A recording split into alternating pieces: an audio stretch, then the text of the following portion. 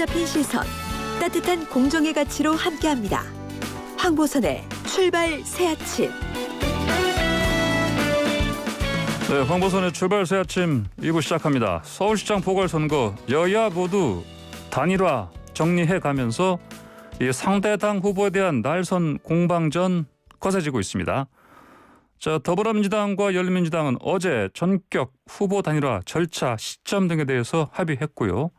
자, 박영선 민주당 후보 전화로 만나보겠습니다. 안녕하십니까?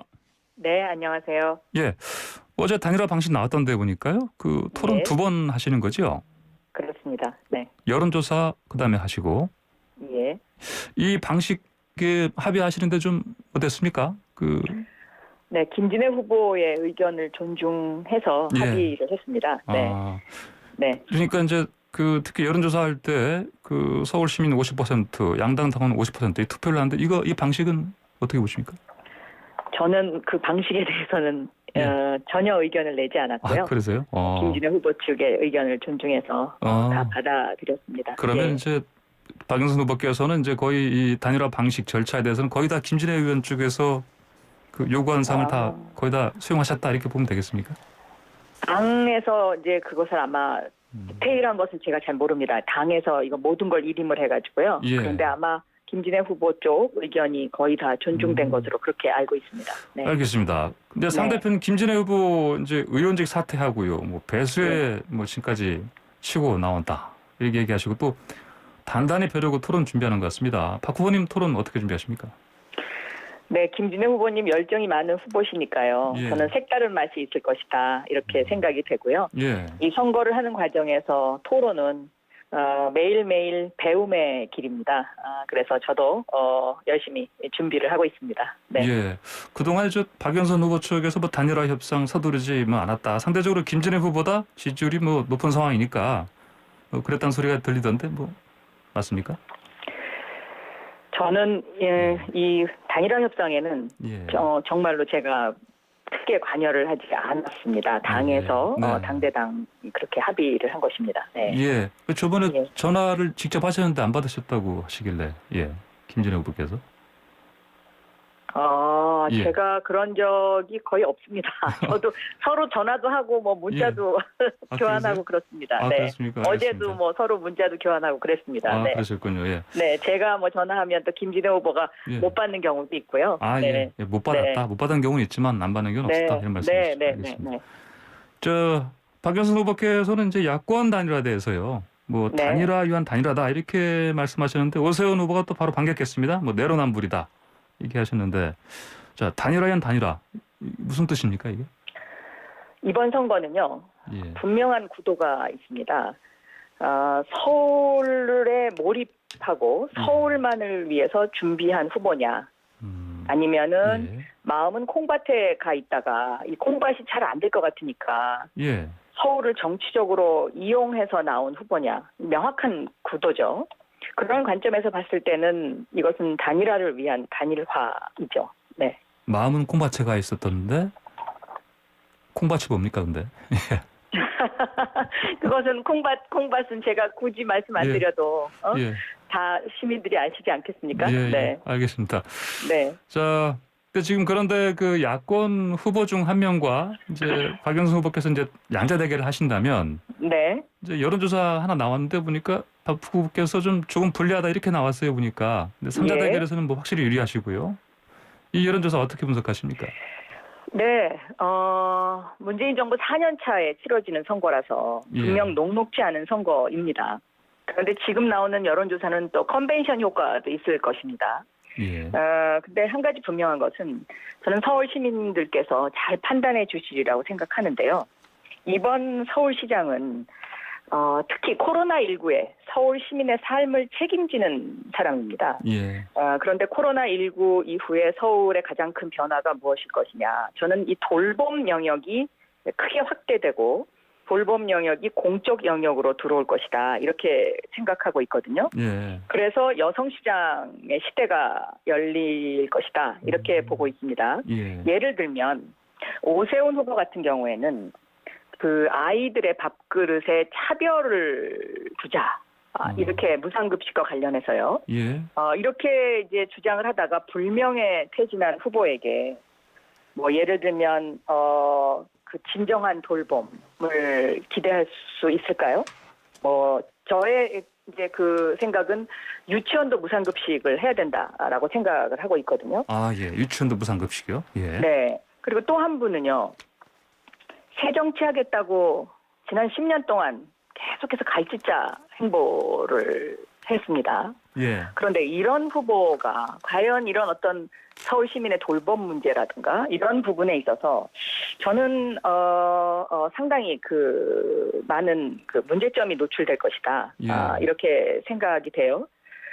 그래서 저는 이번 서울시장은 이런 돌봄 영역, 그다음에 코로나19를 종식시키는 일, 이런 것이 가장 시급한 문제이고요. 예. 특히 코로나19의 종식과 관련해서는 어제도 기사가 났던데요.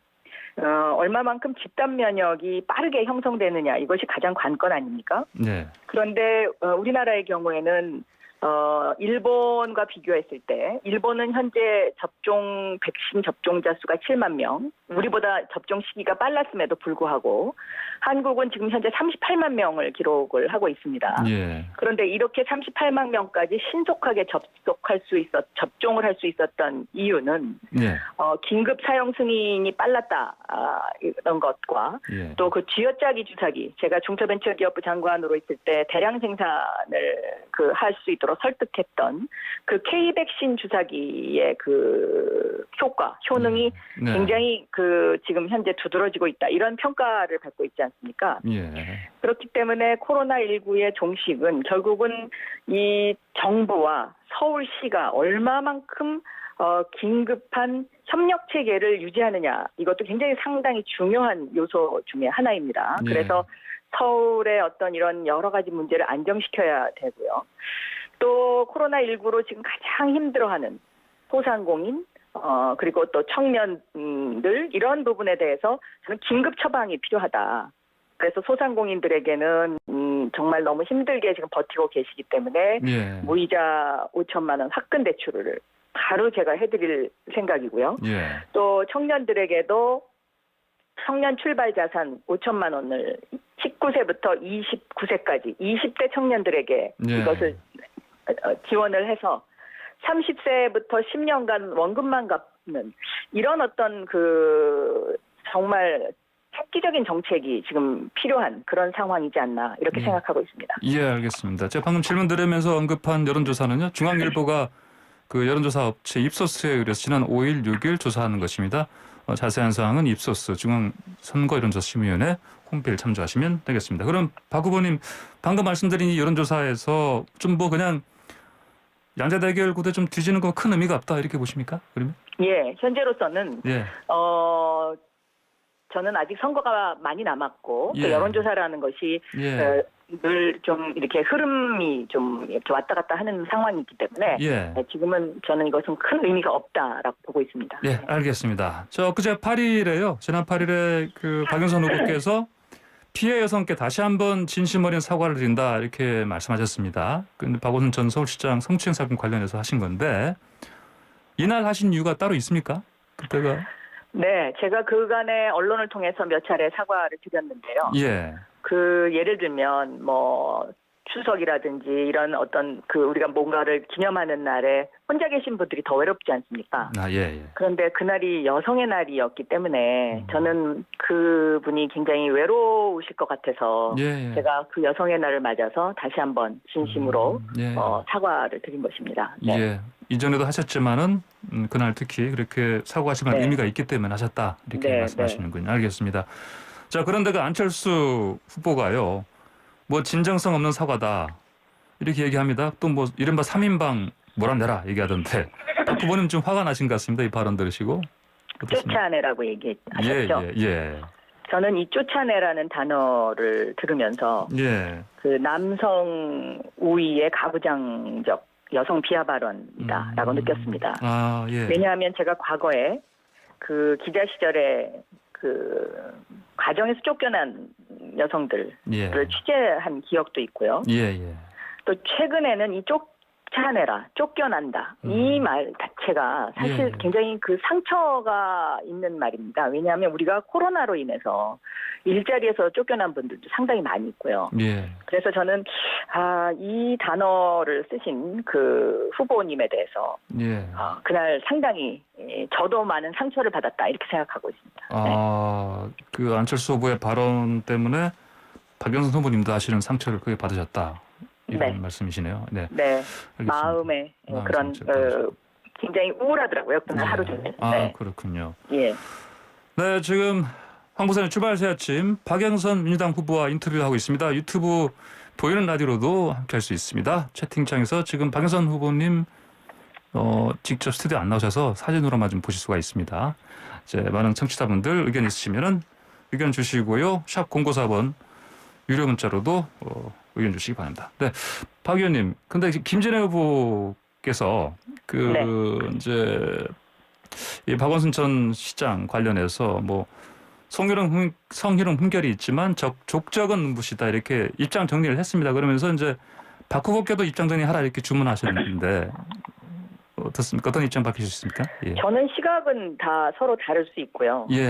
이런 부분 그 전임 시장에 대한 저의 입장은 그동안 예. 충분히 예. 이야기를 했다고 생각합니다. 예.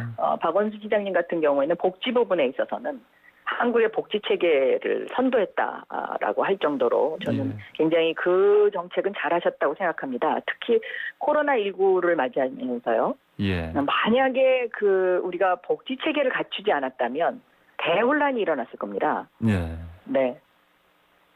네, 코로나 관련해서 복지 체계를 미리 갖춰놓은 거가 그래도 큰 혼란을 막는데 그래도 기여를 했다 이렇게 보시는군요. 알겠습니다. 왜냐하면 2008년도에 제가 구로 지역에 예. 선거에 나갔을 때 예. 그 당시에 이 복지를 확대하는 문제에 대해서 지금의 야당이 예. 퍼주기라고 그러면서 엄청난 반대를 했었거든요. 예, 예. 네. 네. 알겠습니다. 네. 자, 여성 정책들로 좀 같이 발표하셨는데 그 뭐 경력 단절 예방 차별금지법, 여성 기업 의무 구매 비율 이런 거 말씀하셨는데 이 중에 특히 중요한 게 뭡니까? 저는 제가 직장 생활을 한 40년 했습니다. 예, 예. 그래서 특히 여성의 경력 단절 이 문제를 굉장히 심각하게 생각하고 있습니다. 예. 지금 현재 경력 단절과 관련된 정책은 경력 단절이 된 후에 새로 취업을 하는 쪽으로 지원책이 정부나 뭐 아니면 시에서 그렇게 나가고 있는데요. 예. 저는 아예 경력 단절이 되지 않도록 미리 예방을 해야 된다 이렇게 생각을 하고 있습니다. 예. 그래서 그러기 위해서는 차별 없는 일터를 만들어야 되고요. 예. 또 육아와 관련된 휴직 문제도 남녀가 공동으로 유연하게 사용할 수 있도록, 그러니까 엄마와 아빠가 같이 유연하게 사용할 수 있도록 해야 한다라고 생각하고요. 예. 또 근무 시간을 좀 더 탄력적으로 유연하게 그렇게 만드는 그러한 정책이 좀 필요하다라고 보고 있습니다. 그리고 저는 특히 이제 그 여성 기업인들을 응원합니다. 예. 또 여성의 창업도 응원을 하는데요. 네. 여성 기업인이 생산하는 그런 제품들을 서울시가 공공구매를 해서 구매 비율을 좀 높여주면 예. 그만큼 여성 기업인들이 좀 더 활발하게 기업 활동을 할 수 있지 않을까 이렇게 생각하고 있습니다. 예. 저 박유선 후보님 지금 네. 저 질문 드릴 게 한 7, 8개 좀 남아 있는데요. 예. 괜찮으시면 8시 정확하게 다시 한번 전화 연결해서 한 5분 정도 더 들을 수 있겠습니까? 인터뷰? 네, 그렇게 하시죠. 예, 알겠습니다. 그럼 잠시 뒤에 네. 8시에 뵙겠습니다. 네. 황보선의 출발 새 아침. 네, 황보선의 출발 새 아침. 조금 전 2부에서 박영선 더불어민주당 서울시장 후보와 못다한 인터뷰 다시 이어갑니다. 자, 박영선 후보님 나와 계십니까? 네. 네. 자, 그 LH 투기 의혹 이게요. 예. 이번 선거에도 좀 악재가 아닙니까? 이 사건 본질 뭐라고 보십니까? 저도 지금 네. 굉장히 분노하고 있는데요. 예. 이거는 과거부터 진행되어 오던 적폐가 계속해서 지금 아직도 있는 거죠. 예. 그러니까 아직까지 그렇게 적폐 청산이 잘 안 되고 있다. 네. 그래서 이것은 반드시 이번에 정말 일벌백계 해야 한다라고 생각하고 있습니다. 예. 특히 제가 이제 국회의원 시절에 그 일명 이학수법이라고 해서요. 예. 불법으로 얻은 이익을 환수하는 법을 제출을 했었습니다. 예, 예. 그런데 지금 야당이 반대를 해서 이 법이 통과가 못 됐었는데 이런 법들이 통과됐으면 아마 이런 일이 지금 없지 않았을까 하는 이런 생각이 굉장히 강합니다. 예. 그래서 어제 김태년 민주당 원내대표에게 이번 임시국회에서 예, 이렇게 불법으로 공직을 이용해서 부당한 이득을 취한 것 반드시 몰수하고 환수할 수 있도록 법을 반드시 통과시켜달라고 제가 강하게 요구를 했습니다. 예. 네.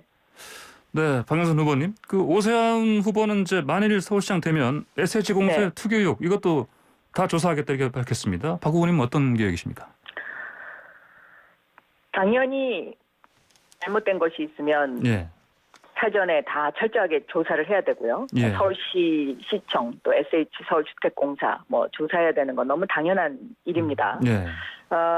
저는 특히 이제 이 문제와 관련해서는 서울시 특별사법경찰 그리고 향후에 이제 자치경찰이 서울시로 넘어오게 되면 예. 자치경찰을 투입을 해서 내부 정보나 부당한 정보 또 공직을 이용한 이런 어떤 그 내부자 거래 이런 것에 대해서 서울시 전역에 부동산 투기를 감시할 것이고요. 예. 서울의 부동산 투기가 발붙이지 못하도록 아주 철저하고 단호하게 대처를 할 생각입니다. 예.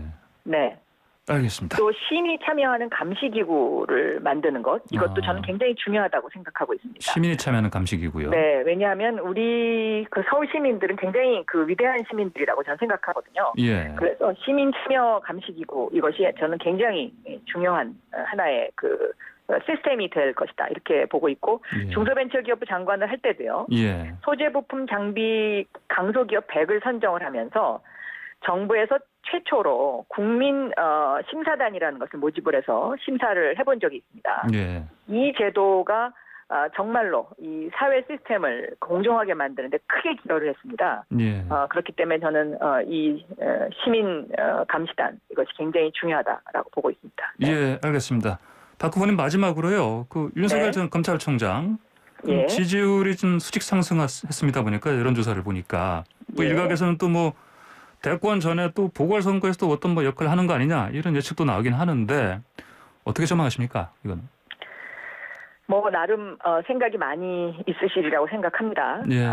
그러나 저는 이 부분과 관련해서는 이것이 서울시장과 그렇게 뭐 긴밀한 관계가 있다고 보지 않기 때문에 예. 답변은 여기까지 하겠습니다. 알겠습니다. 네. 박영선 네. 후보님 오늘 말씀 짧게 듣겠습니다. 감사합니다. 감사합니다. 네. 네. 지금까지 박영선 더불어민주당 서울시장 후보의 얘기 들었습니다.